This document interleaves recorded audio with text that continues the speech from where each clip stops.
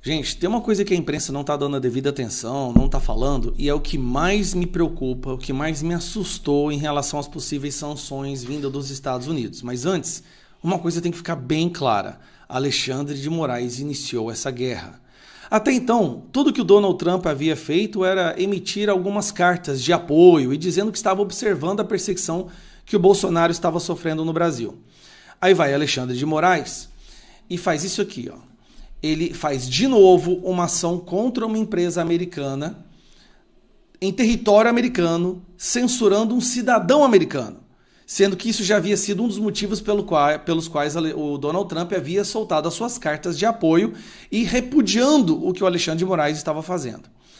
Logo depois, ele vai e manda busca e apreensão na casa do Bolsonaro, e na decisão da apreensão, ele basicamente considera os Estados Unidos como inimigos estrangeiros, dizendo que o Supremo Tribunal Federal não vai se furtar de defender a soberania contra inimigos nacionais, ou sejam nacionais ou estrangeiros. Esse trecho foi uma das coisas que mais irritou o pessoal dos Estados Unidos e o pessoal de lá. Aí começa a primeira sanção. Vistos cancelados. Basicamente, isso não prejudica nada a vida de ninguém, vamos ser sinceros. O Donald Trump está apenas mostrando quais são os alvos e que ele já havia entendido qual é a cadeia de opressão no Brasil, né? Como é que funciona a cadeia hierárquica desses opressores. E começou a se falar de várias sanções. Aí eu fiz a lista aqui, ó. O que está sendo mencionado até agora? Magnitsky, aumentar a tarifa. OTAN vai botar tarifa no Brasil. OTAN são vários países da Europa, tá? Restrição de empresas aéreas brasileiras voarem no espaço aéreo americano, expulsão de diplomatas brasileiros, e aí vem o desligamento do GPS no Brasil. Peraí, desligar o GPS no Brasil? Quando eu ouvi isso, aí eu assustei.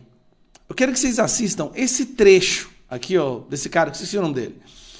Mas nesse trecho, um cidadão que explica o que é o GPS e o que o GPS faz. Ele não é só para te levar da sua casa para a praia, não, tá? O que um satélite controla, que nós utilizamos, que o ser humano aqui utiliza?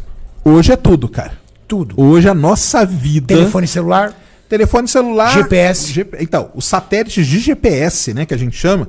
Só para lembrar pro pessoal que GPS, a gente chama de GPS, mas o GPS é uma empresa americana ligada ao governo americano. Tá, o Departamento de Defesa americano. Na Europa é um outro sistema chamado Galileu, na Rússia é o GLONASS, o Japão tem o sistema dele, na China é o Beidou, na Índia é o Navik, cada país tem o seu. No Brasil não tem, mas cada país tem o seu. Mas esses satélites, vamos chamar de GPS de forma geral, cara, eles controlam hoje tudo, quase tudo da nossa vida, cara, entendeu? Então, desde movimentação bancária, agricultura de precisão, com as colheitadeiras colhendo e tal. Mineração. Mineração, cara, 75%. Eu tenho esses dados que eu acabei de fazer uma apresentação semana passada, ó. 75% da mineração depende do GPS. No mundo. No mundo.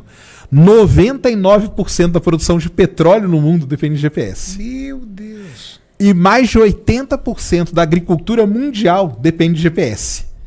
As três maiores áreas da economia do mundo, depende de um satélite lá no céu. Se acabou o sistema, cara, acabou a economia mundial. Basicamente é isso que acontece, para a economia. O prejuízo calculado, cara, para 30 dias sem GPS é de 275 bilhões de dólares. Agora, Sérgio, vendo a importância disso e entendendo, provavelmente o Brasil depende do GPS americano, né? Depende do GPS americano. Tá, entendendo isso, não é perigoso? Vai que um dia os Estados Unidos falam assim, briguei com você, você não usa mais meu satélite. Claro que é. A gente tá ferrado. A gente tá ferrado. Até agora, de todas as possíveis sanções e reações do Donald Trump, depois dessa declaração de guerra do Alexandre de Moraes, esta foi a que mais chamou a atenção.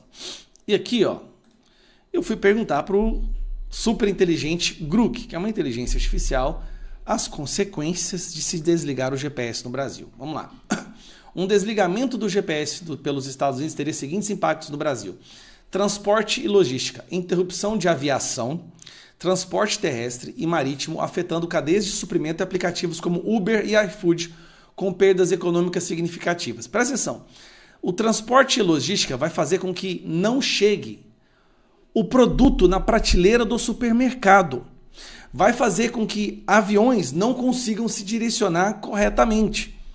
É um impacto que é imensurável, não só econômico, mas na vida das pessoas. Continuando. A agricultura, redução drástica na produtividade do agronegócio devido à dependência do GPS em máquinas agrícolas, impactando exportações. Segurança e defesa, comprometimento de operações militares, vigilância das fronteiras e combate ao crime, como desmatamento na Amazônia.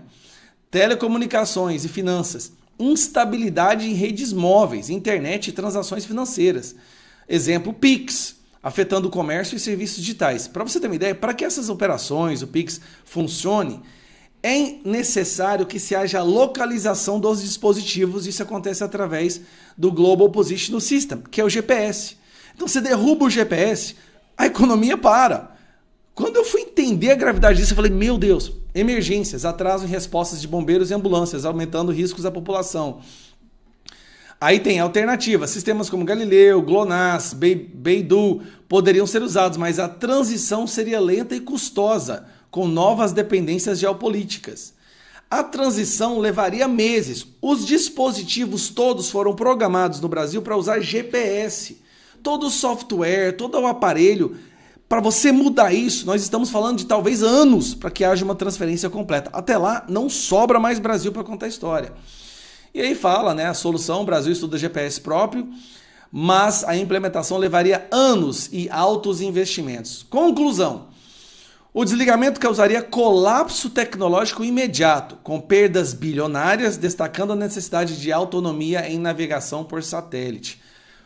O Brasil está xingando e declarando guerra contra um país que tem basicamente o domínio do sistema de posicionamento global, no qual toda a nossa defesa, emergência e economia funciona. A nossa internet depende.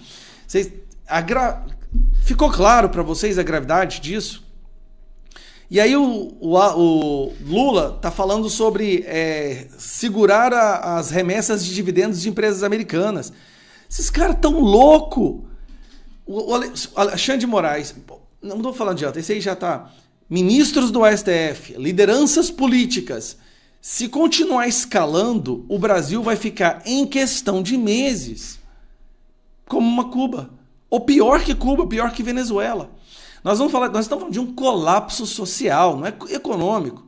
Nós estamos falando de milhões de pessoas começando a fazer rebeliões, invasões de supermercado. A gente acaba com o nosso país. Pelo amor de Deus, um adulto na mesa, se erga e vá lá conversar. Vamos botar um fim nessa ditadura que está vivendo no Brasil.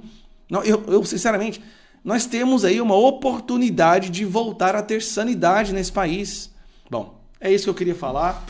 Eu não estou vendo a imprensa falar sobre a gravidade disso. Tá? Lula tá falando por aí que não afeta muito. Meu Deus, meu Deus. Esses deputados de direita não servem para nada, né? Olha só, Alexandre de Moraes cospe o milho o Congresso mais uma vez e eles só sabem ficar nas redes sociais. Ai, meu Deus, que decepção. Para quem finge que não entendeu o que está acontecendo no Brasil, eu vou tentar explicar mais uma vez, dessa vez de uma forma mais lúdica. Imaginem numa sala de aula que tem 21 alunos. Um é um bully que bate em todo mundo, e tem os outros 20. Desses 20, tem 5 que tentam reagir. Tem 5 que fala, tem 5 que tenta convencer todo mundo a se unir, tem 5 que realmente não se submeteu e não se curvou. Todas as vezes que algum desses 5 fala alguma coisa ou tenta mobilizar os outros 19 contra o bully vai lá, pega ele, prende na jaula que fica atrás da quadra, rouba o dinheiro da lancheira dele, proíbe ele de entrar no parquinho, enfia a cabeça dele na privada, bate, espanca ele na frente de todo mundo. Aí, os outros 15, que são os covardes e medrosos, ficam com mais medo ainda, porque não querem sofrer o que aqueles 5, que ainda têm coragem de revidar, estão fazendo. Só que esses 5, apesar de toda essa punição, essa humilhação, esse espancamento, eles continuam falando. E eles chegam nos outros 15 e falam, pelo amor de Deus, Vamos reagir. Se a gente conseguir 11 reagindo, a gente consegue derrubar o bullying. Só que os outros 15 são covardes, têm medo de reagir. E aí a gente fica nesse ciclo interminável, o bully sempre escolhendo um alvo qualquer para fazer o que ele quiser, e não temos a capacidade de juntar 11 com coragem, né, que seria metade mais um, para revidar. E o bully reina como se fosse o imperador dessa sala de aula. Essa é a situação que a gente está. Esses 5 que estão reagindo tentam de tudo. Vão lá, fazem denúncia para o diretor, fazem denúncia para o coordenador, vão até na polícia para fazer denúncia, mas ninguém faz nada.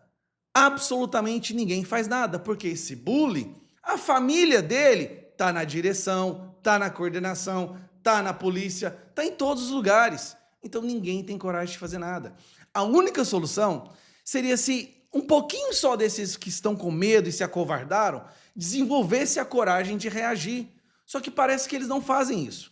Aí os 5 falam com os amigos desses outros 15, falam com a família desses outros 15, vão lá e gritam na praça pública, pelo amor de Deus, os pais, os tios, avós, os familiares, os amigos, falem com esses filhos seus aí para se juntar contra o bullying. Mas não adianta. Essa é a situação. Nós estamos em uma ditadura.